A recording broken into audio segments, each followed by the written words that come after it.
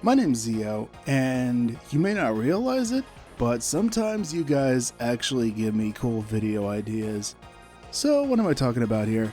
Well, a while back, someone made a comment, after all this time, why doesn't Atlus make Phantasy Star 5 or remake the first 4 games?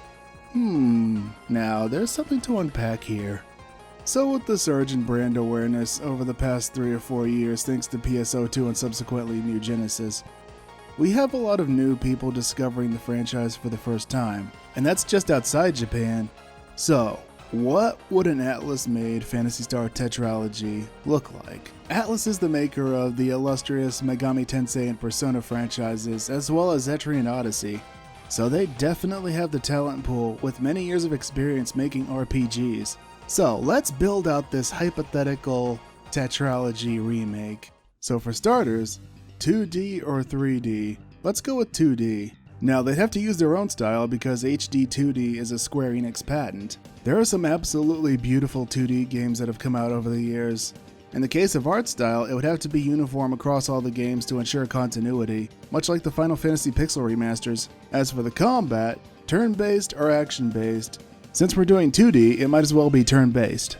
Games such as Octopath Traveler have certainly shown us that turn-based is not dead. So with that foundation in place, what about the story? We'd have to deal with the discrepancies in the timeline between the Japanese and English versions. In our version, things happen chronologically like you might think, by order of each game's release. So 1, 2, 3, and 4. Well, 3 and 4 happen around the same time as each other. Now in the Japanese version, it goes something like 1, 2, 4, then 3. Once again, for uniformity's sake, let's go with the Japanese timeline.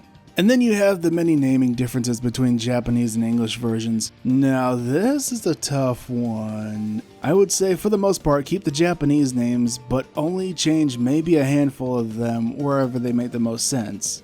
So for example, you have Alice with an I in Phantasy Star 1, but then you have Alice with a Y in Phantasy Star 4.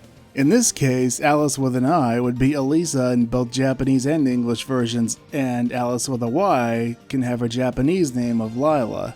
Or Elisa can still be Alice with an I, but completely 86 Alice with a Y and go with Lila in both regions. And of course Lutz would be Lutz in both versions of Phantasy Star 1. The script, of course, would have to be redone to coincide with information presented in official supplemental material. And what if instead of 4 standalone games, we have 1 or 2?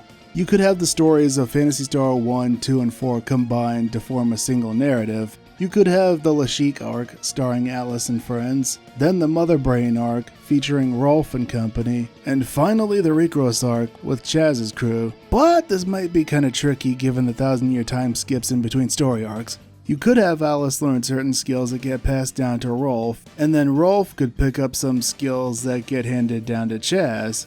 All 3 main characters were the heroes of their times, plus it would only make sense for martial traditions on Algol to evolve over time. And then you can have skills and stat boosts that are based on the rapport you build with your party members across each arc. So that leaves number 3. What about that one? Since we're a full millennium removed from the conclusion of things on Algol, this could be its own thing. The story could more or less go as it did, but with some side content in between generations. The rapport system I mentioned could also be there, and of course there would be New Game Plus to account for the branching paths and multiple endings. And then as a reward for getting all 4 endings, a special side story involving Orakio and Laia. But what about Phantasy Star 5 though? Well, Rieko Kodama told Nintendo Power that there were indeed plans for such a thing. They wanted to explore such ideas as, is Dark Falls really evil? Or is the Great Light really good? None of this materialized into a concrete story though. Let's just say we did have one.